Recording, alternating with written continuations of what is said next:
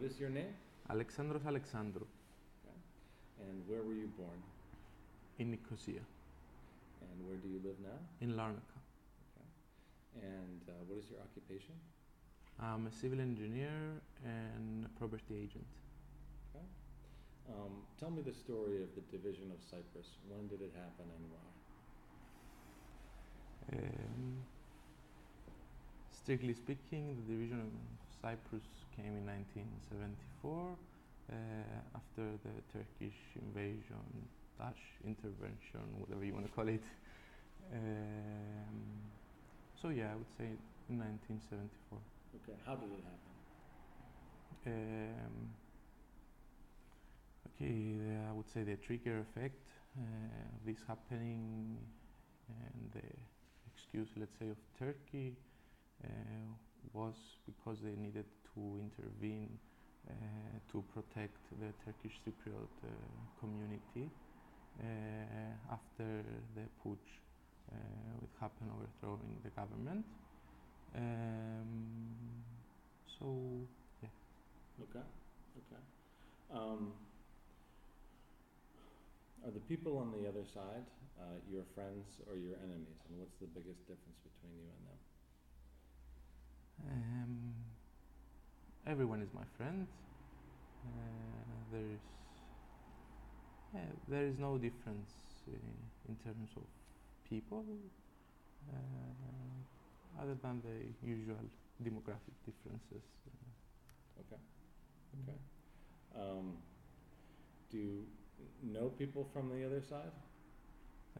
Yes, of course. I've met a few either working in the building industry and made some very, very good friends there. And also from university, being in the UK for studying, I've met a few Turkish Cypriots there. Okay. So, can you name your favorite person from the other side? I think I would say Ahmed, which we worked together in the building industry. One of the people who worked together in the building industry. Okay, Sakmet. And how do you know Sakmet? Ahmed was we were working together maybe 5 years ago, between 1995 and 2005.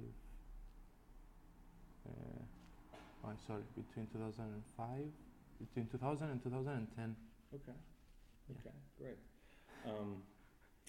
Does your country's leadership, does the Republic of Cyprus leadership support the division, and why or why not?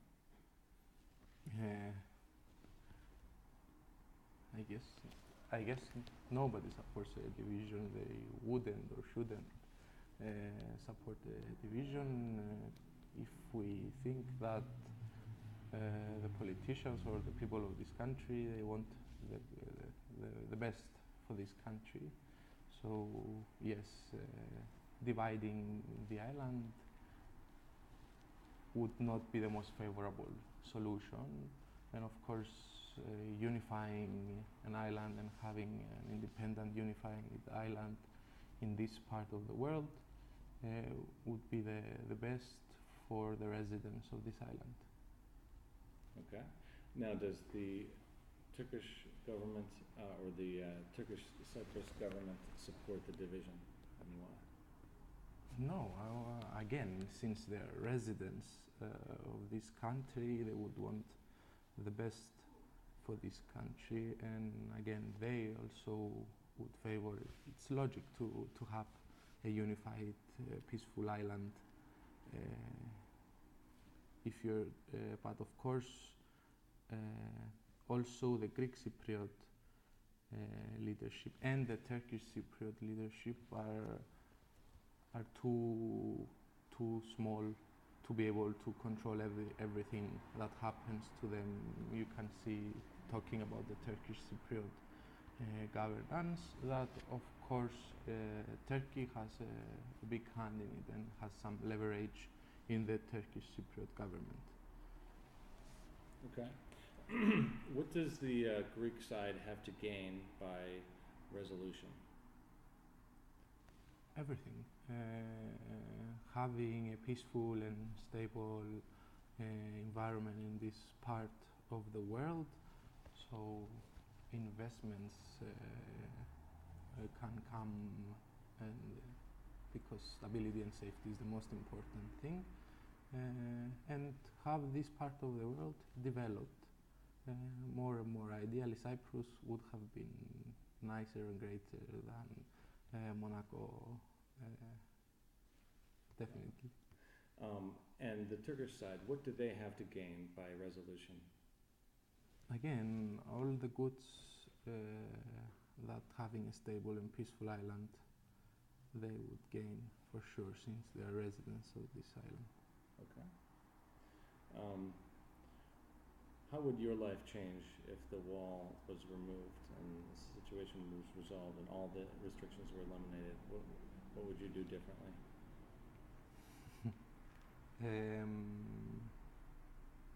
It was changed drastically.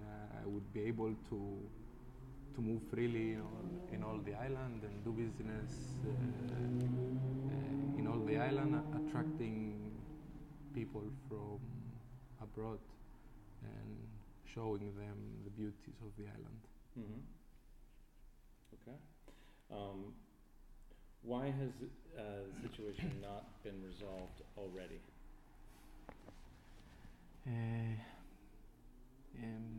Again, because Cyprus of 1 million or less people is not as strong as the powers and the governments, driven of course by money.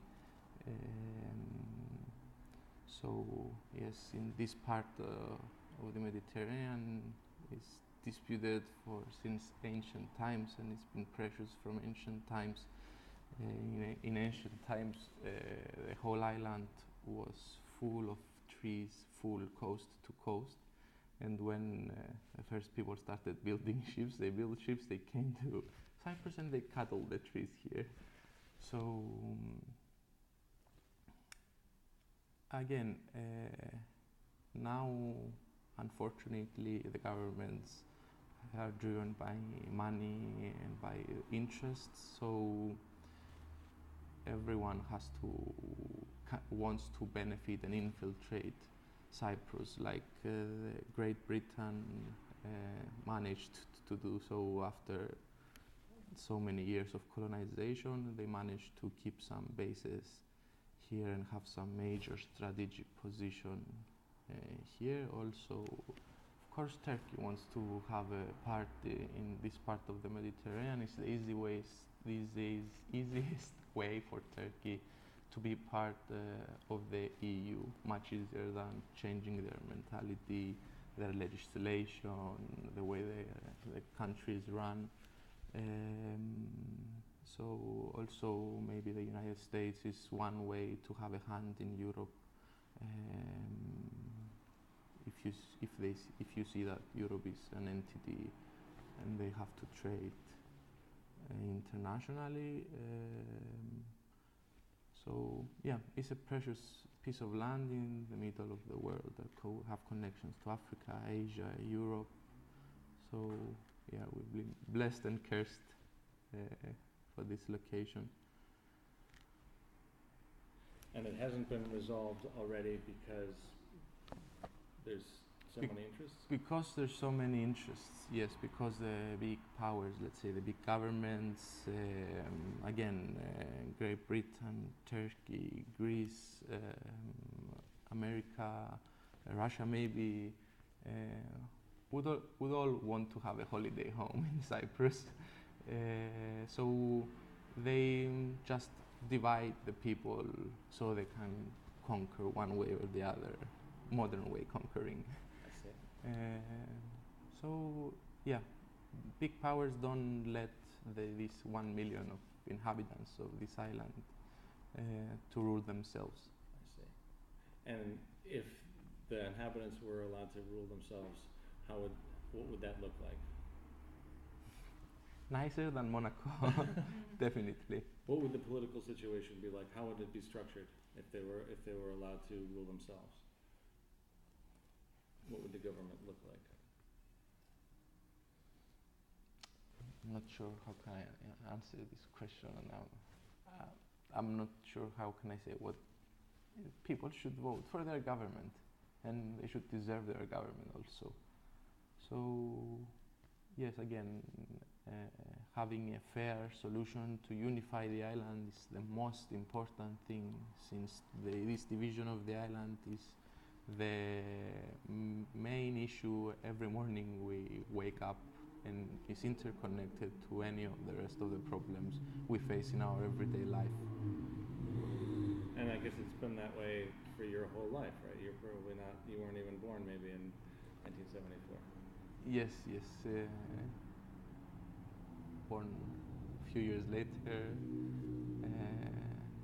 So yes, but again, it's been here since ancient times. This unrest in Cyprus, in a very convenient piece of land here. So